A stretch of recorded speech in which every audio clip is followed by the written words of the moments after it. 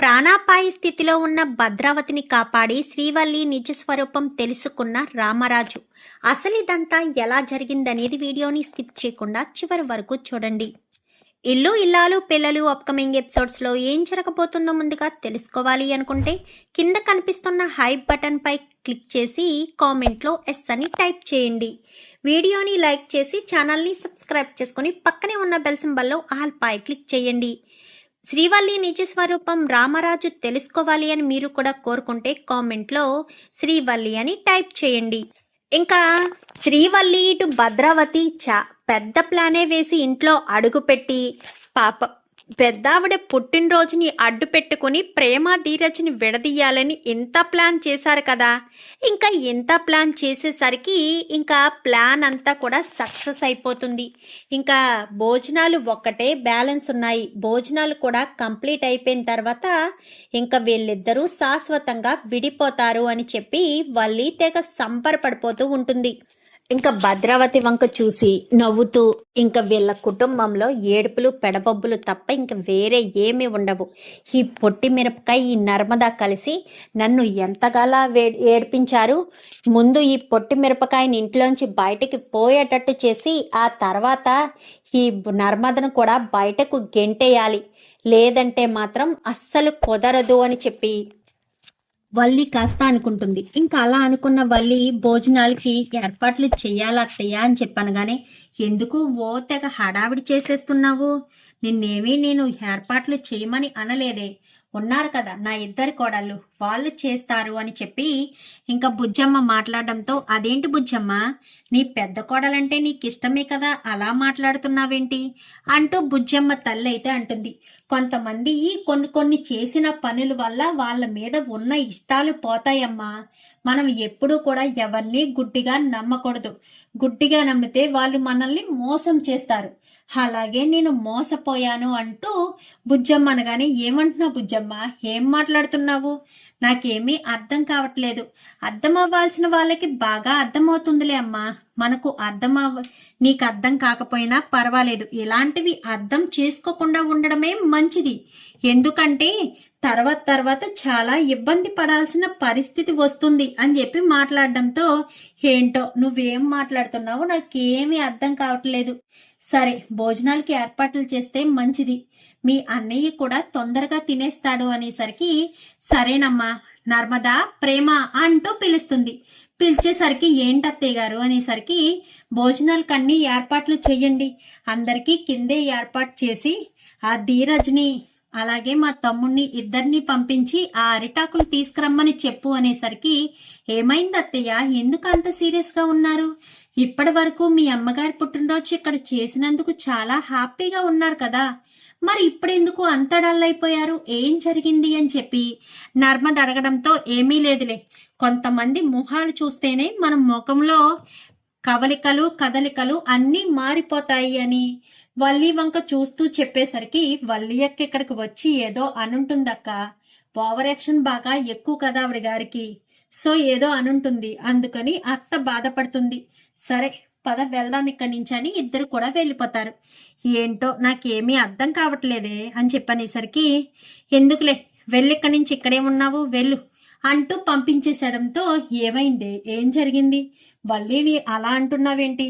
కొన్ని విషయాలు తెలిసాయిలే అమ్మా, అందుకని అప్పటి నుంచి నాకు వల్లి అంటే ఇష్టం తగ్గింది అనేసరికి, ఏం విషయాలు తెలిసాయి?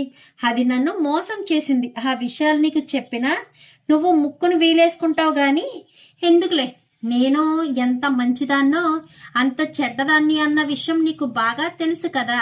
నేను ఎవరినైనా ఎంతలా ప్రేమిస్తానో నీకు బాగా తెలుసు. అలాంటిది ఒక వ్యక్తి మీద ద్వేషం పెంచుకున్నానంటే వాళ్ళు ఎలాంటి వాళ్ళో కూడా అర్థం చేసుకోవాలి కదా అని చెప్పాను. కానీ అవును, నువ్వు ఒకరి మీద ద్వేషం పెంచుకోవు, కానీ పెంచుకుని మాట్లాడుతున్నావంటేనే అర్థమవుతుంది నువ్వు ఏ ఉద్దేశంతో మాట్లాడుతున్నావో అని చెప్పనేసరికి, సర్లే అమ్మా, ఇప్పుడు అవన్నీ అనవసరం, అవన్నీ మాట్లాడుకోవడం వల్ల ఎలాంటి ఉపయోగం లేదు. అలాంటి వాళ్ళ గురించి ఎంత తక్కువ మాట్లాడుకుంటే అంత మంచిది, లేదంటే తర్వాత మనమే బాధపడాల్సిన పరిస్థితి వస్తుందంటూ బుజ్జమ్మ అనేసరికి, ఏమైంది, ఎందుకు అలా అది అలా మాట్లాడుతుంది, నువ్వేమన్నా అన్నావమ్మా? నేనెందుకంటానే, అంటూ భద్రావతి అంటుంది. సరే అని ఇంకా అంతా కూడా భోజనాలు చేసేస్తారు. మా అత్తగారికి సరిగిన గుణపాఠం చెప్తాను. పెళ్లి చేసింది కదా వీళ్ళిద్దరికీ దగ్గరుండి చెప్తాను ఇప్పుడు ఎలాగా ఉంది. మా మాంగారు కోడలతో పాటు ఈవిడ్ని కూడా పుట్టింటికి పంపేస్తే ఏ ఇబ్బంది ఉండదు. అప్పుడు ఇంట్లో నేను ఆడింది ఆట పాడింది పాట కింద ఉంటుంది. మా మాంగారి దృష్టిలో నేను ఎలాగా మంచిదాన్నే కాబట్టి ఇంటి బాధ్యతను మొత్తం నా చేతికిస్తారు. ప్రేమ పెళ్లి చేసినందుకు ఇటు మా అత్తగారిని అటు నర్మదని కూడా ఇంటి నుంచి శాశ్వతంగా దూరం చేసేయచ్చు అన్న ఉద్దేశంతో ఇంకా వల్లి తెగ సంబరపడిపోతుంది. ఇంకా ఇది ఎలా ఉంటే భద్రావతి ఇంకా భోజనాలు అన్నీ చేసిన తర్వాత చూసుకోకుండా భద్రావతి నడుస్తూ ఉంటుంది. నడుస్తూ ఉండేసరికి భద్రావతి వాళ్ళ ఇంటికి ఎవరో వస్తారు. రావడంతో బయట గుమ్మం దగ్గరికి వచ్చిన భద్రావతికి వాళ్ళు కారులో రావడం చూసి సేనా అని పిలుస్తుంది కానీ సేనాపతి కనిపించకపోవడంతో ఇదేంటి ఎవరో వచ్చినట్టున్నారే అనుకుంటూ వెళ్ళబోయేసరికి ఎక్కడికక్క అనగానే ఎవరో వచ్చినట్టున్నారు వేదవతి, నేను వెళ్ళి వాళ్ళతో మాట్లాడి పంపిస్తాను. ఏమైనా ఉంటే మీ అన్నయ్యకి రమ్మని పిలుస్తాను, నీకు మీ అన్నయ్యని పిలు, ఎవరితో మాట్లాడుతున్నాడో ఎక్కడ ఉన్నాడో అనుకుంటూ భద్రావతి కాస్త వెళ్తుంది.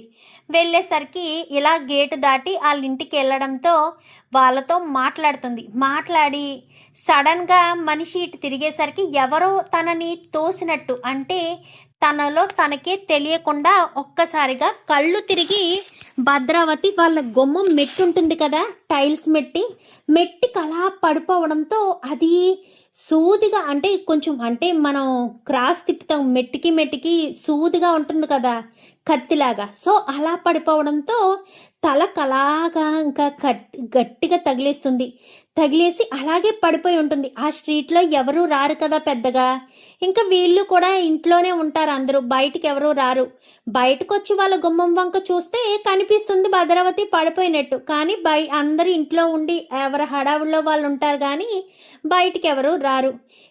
ఇంకా తల్లి అయితే బుజ్జమ్మ మీ అక్కేదే అని చెప్పాను కానీ ఎవరో వచ్చారని మాట్లాడడానికి వెళ్ళిందమ్మా, ఇంకా రాలేదు అని చెప్పి అనుకుంటూనే ఉండు చూస్తాను అని బయటకు వచ్చేసరికి పడిపోయి ఉంటుంది గుమ్మం దగ్గర, వాళ్ళింటి గుమ్మం దగ్గర పడిపోయి ఉండేసరికి ఇంకా అక్క అనుకుంటూ గబగబా కేకలు వేసుకునేసరికి అందరూ బయటకు వచ్చేస్తారు. అందరూ బయటకు వచ్చేసి ఏమైందని అందరూ హడావిడికి వెళ్ళేసరికి అప్పటికే చాలా రక్తం పోతుంది, చాలా బ్లడ్ లాస్ అయిపోయేసరికి ఇంకా ఏం చేయాలో అర్థం కాక రే తొందరగా కార్ తీయని చెప్పాను కానీ వీళ్ళు లోపలికి వెళ్ళి కార్ తాళాలు తెచ్చే లోపే ధీరజ్ కార్ తీసేస్తాడు. ఎందుకంటే రామరాజు చెప్తాడు ధీరజ్ కార్ తీయనేసరికి ధీరజ్ కార్ తీయడంతో ఇంకా అందరూ కూడా సపోర్ట్ చేసి, బరువైన మనిషి కదా సో గబగబా అందరూ కూడా సపోర్ట్ చేసి కారులో ఎక్కించుకుని హాస్పిటల్కి తీసుకువెళ్ళేసరికి ఏంటండి చూసుకోలేదా ఏంటి, చాలా రక్తం పోయిందే, రక్తం ఎక్కించాలి అనేసరికి మా అక్క బ్లడ్ గ్రూప్ చాలా రేరు, ఎవరికో కానీ ఉండదు అని చెప్పాను కానీ ఏం బ్లడ్ గ్రూప్ బుజ్జమ్మ అంటూ ఇంకా రామరాజు అడుగుతాడు. రామరాజు అడిగేసరికి ఇంకా బ్లడ్ గ్రూప్ పలానిదే అనగానే రామరాజుతో అదే గ్రూపు. రామరాజు చెప్పడు, ఇంట్లో వాళ్ళందరినీ అడుగుతారు, బయట ట్రై చేస్తారు, ఎక్కడ దొరికినా చాలా రేర్ బ్లడ్ గ్రూప్ కాబట్టి ఎక్కడా స్టాక్ లేదని, ఎవరు తెలిసిన రక్తదాతలు లేరని ఇంకా చెప్తూ ఉండేసరికి అక్క అంటూ ఏడుస్తూ ఉంటుంది. ఇదంతా ఎందుకు జరిగిందో ఏంటో అనుకుంటూ ఇంకా ఏడుస్తూ ఉండేసరికి ఇక్కడ వీడి కళ్ళల్లో కూడా నీళ్ళు వస్తూ ఉంటాయి.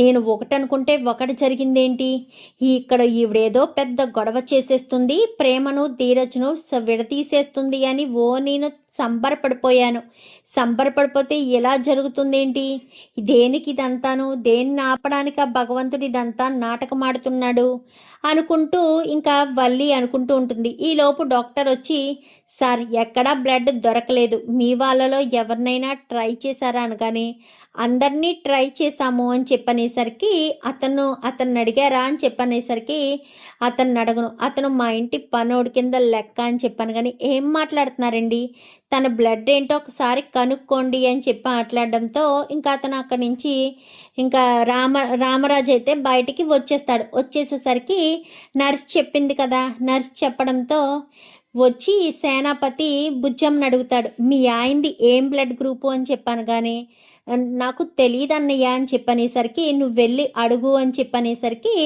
రామరాజుని అడుగుతాడు. అడగడంతో నాది పలానా బ్లడ్ గ్రూప్ అని చెప్పడంతో ఆ మాట చెవులకు వినపడగానే ఒక్కసారిగా రామరాజు వంక చూస్తాడు.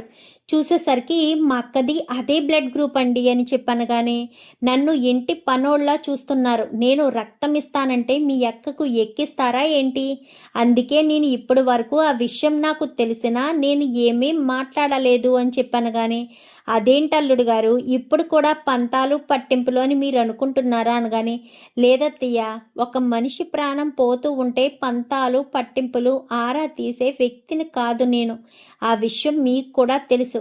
మరి ఇప్పుడు నన్ను ఆ మాట ఎందుకు అనగలిగారో నాకు తెలియదు, కానీ నాకు బ్లడ్ ఇవ్వడానికి ఎలాంటి అభ్యంతరం లేదు అని చెప్పనగానే ఇంకా సేనాపతి అప్పటి వరకు ఉన్న కోపాన్ని అంతా కూడా వదిలేసుకుని రామరాజు దగ్గరికి వచ్చి రామరాజు చేతులు పట్టుకుని మా అక్కకు బ్లడ్ ఇవ్వి అని చెప్పనేసరికి సరే అని నర్స్ కాస్త వెళ్ళి చెక్ చేయడంతో అతని బ్లడ్ కరెక్ట్గా సూట్ అయింది అని చెప్పనేసరికి ఇంకా బ్లడ్ ఎక్కిస్తారు.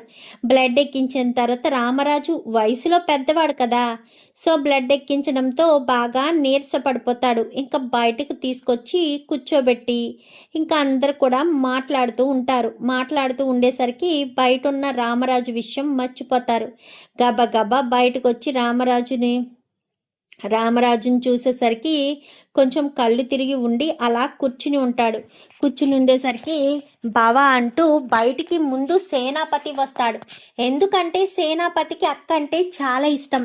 అలాంటి అక్కను కాపాడిన రామరాజుకి కృతజ్ఞతగా చూసుకోవాలని బయటకు వచ్చేసరికి కళ్ళు తిరిగి పడబోతూ ఉంటే పట్టుకుని అలాగే కూర్చుంటాడు. అంతా కూడా మాట్లాడి బయటకు వస్తారు. బయటకు వచ్చిన తర్వాత ఒక గంటకు పూర్తి స్పృహలోకి వస్తుంది. పూర్తి స్పృహలోకి వచ్చేసరికి ఇంకా లోపలికి వెళ్తాడు సేనాపతి.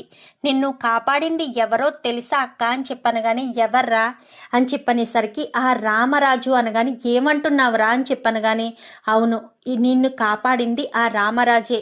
రామరాజు తన రక్తం ఇచ్చి తను చాలా నీరసపడిపోయాడు. వయసు పెద్దది కావడంతో తన ఒంట్లో శక్తి లేదు. అయినా సరే నీ ప్రాణాలు కాపాడడం కోసం తను బ్లడ్ ఇచ్చి నిన్ను కాపాడేడక్క అని చెప్పనేసరికి అవునరా నిజమే, రామరాజు చాలా గొప్పవాడే. మనమే రామరాజుని ఎప్పటికప్పుడు తప్పుగా అర్థం చేసుకుంటూ రామరాజుని ఒక తప్పుడు మనిషిలా క్రియేట్ చేశాము. మన ఇంటి అమ్మాయిని లేవదీసుకుపోయాడని కోపాన్ని కూడా పెంచుకున్నాము. కానీ ఏ రోజు మనం ఎంత కోపాలు చూపించినా ఎంత కోపంగా మాట్లాడినా రామరాజు మాత్రం ఏ రోజు మనల్ని అగౌరవపరచలేదు, అగౌరవంగా చూడలేదు. నేను ఈరోజు ఈ బర్త్డే ఫంక్షన్ అక్కడ ఏర్పాటు చేయడానికి కూడా కారణం రామరాజు కుటుంబం నుంచి మన ప్రేమను దూరం చేసేద్దామని అని చెప్పనేసరికి ఏమంటున్నావక్క అని చెప్పాను. కానీ చెప్తాను, ముందు వెళ్ళి రామరాజుని లోపలికి తీసుకురా అని చెప్పనేసరికి బయటకు వస్తాడు. బావా అని పిలిచి అనడంతో రామరాజు పలకడు. ఎందుకంటే అది అలవాటు లేని పిలుపు కదా.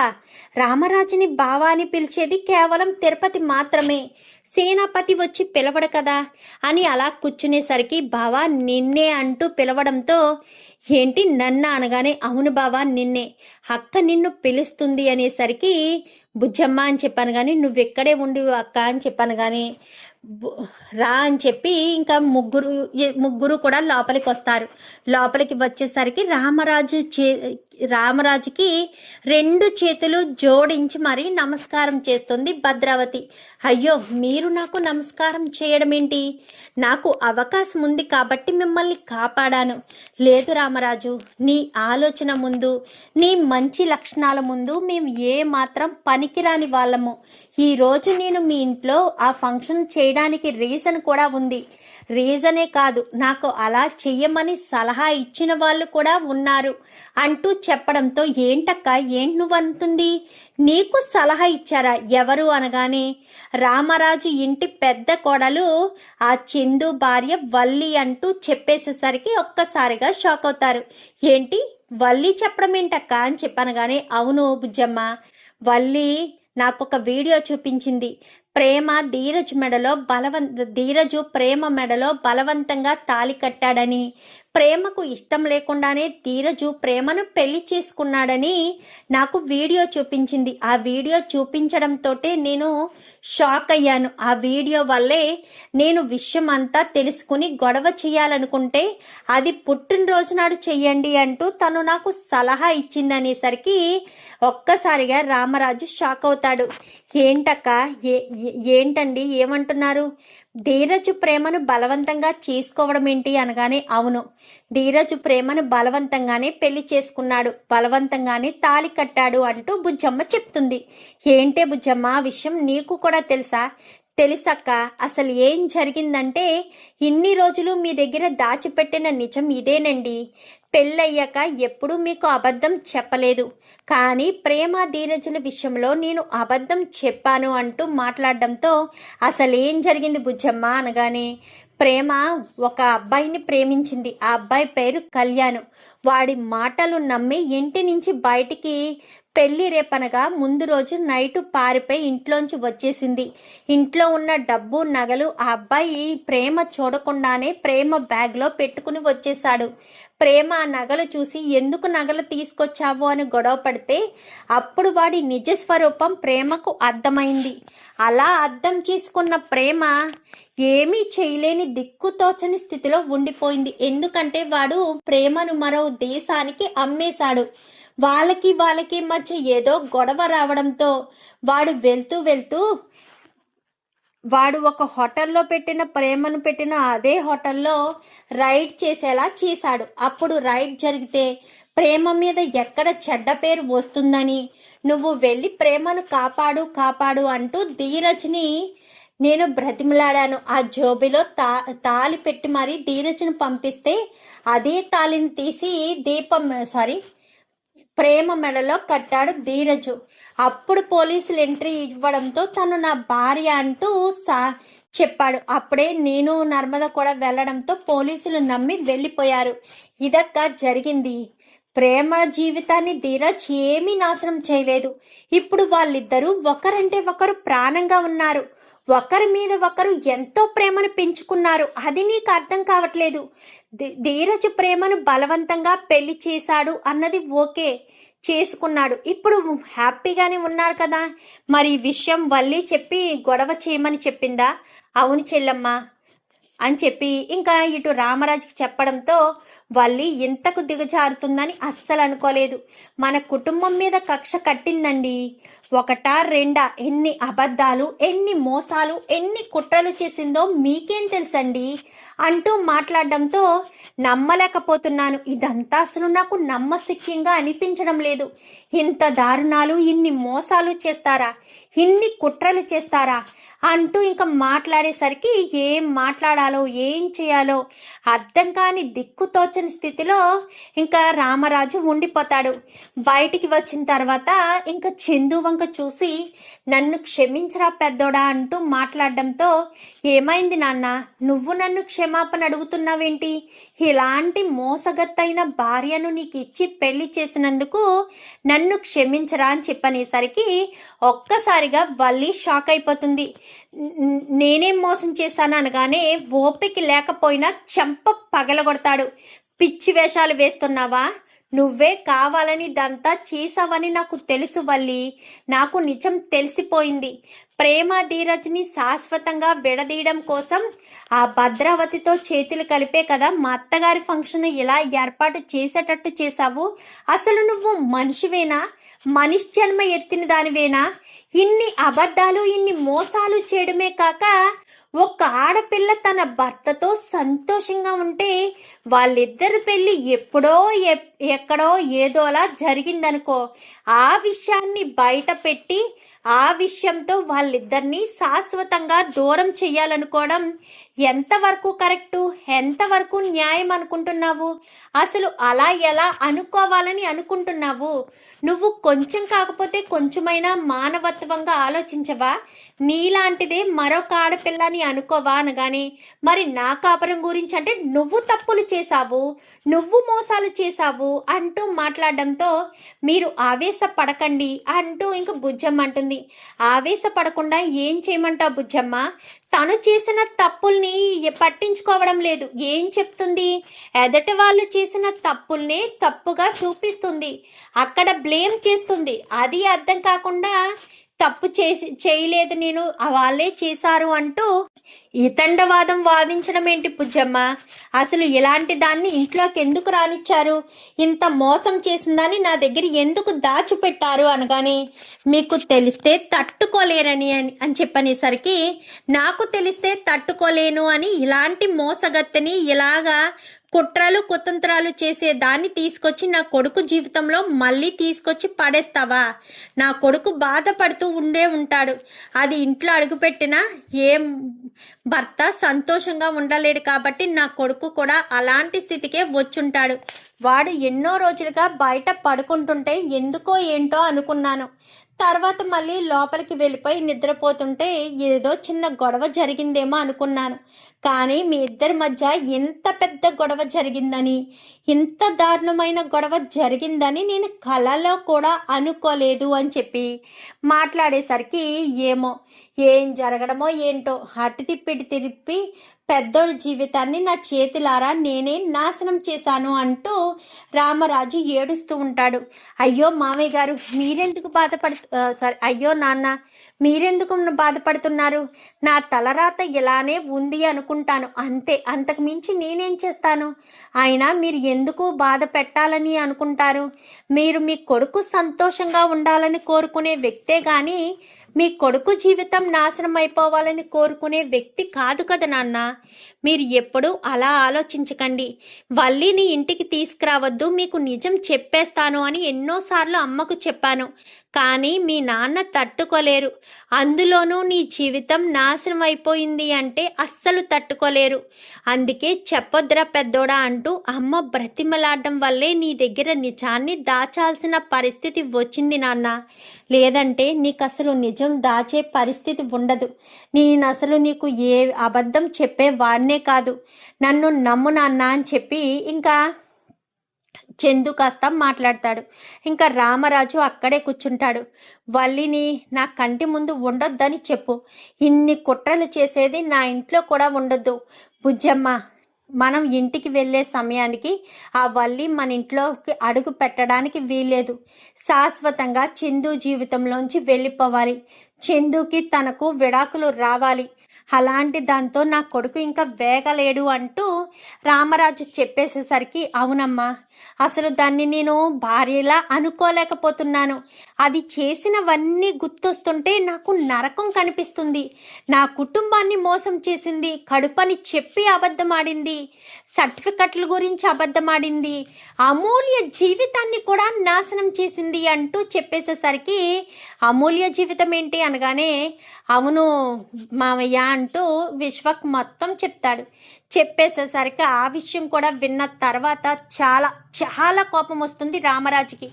ఇటు కొడుకు జీవితం నాశనం చేశాడు, అటు కూతురు జీవితాన్ని కూడా నాశనం చేయడానికి ప్రయత్నం చేసింది. ఇప్పుడు కూతురు జీవితం కూడా నలుగురిలో నవ్వుల పాలైపోయింది. అదే ఆ రోజు తను బయటకు తీసుకువెళ్ళకపోయి ఉంటే ఆ వనజ వాళ్ళ కొడుకుకి ఇచ్చి పెళ్లి చేసేవారు కదా, ఎంతో గొప్పగా బ్రతుకుండేది కదా. అలాంటి పరిస్థితి లేకుండా చేసినందుకు గాను చాలా చాలా కోపంగా అయితే వీళ్ళైతే ఉండేసరికి ఇంకా చాలా కోపం వచ్చేస్తూ ఉంటుంది వల్లికైతే, రామరాజుకైతే. ఇంకా వల్లిని మెడపట్టి బయటకు గెంటేస్తాడు. భద్రావతి అయితే రామరాజుకి బుజ్జమ్మకు ఇద్దరికి క్షమాపణ చెప్పి వల్లి గురించి మొత్తం విషయాలన్నీ బయట పెడుతుంది. కావాలని ఇదంతా చేశారని. చూద్దాం మరి రాబోయే ఎపిసోడ్స్లో ఇలాగే జరగాలని మీరు కూడా కోరుకుంటే కామెంట్లో ఎస్ అని టైప్ చేయండి. Thank you for watching.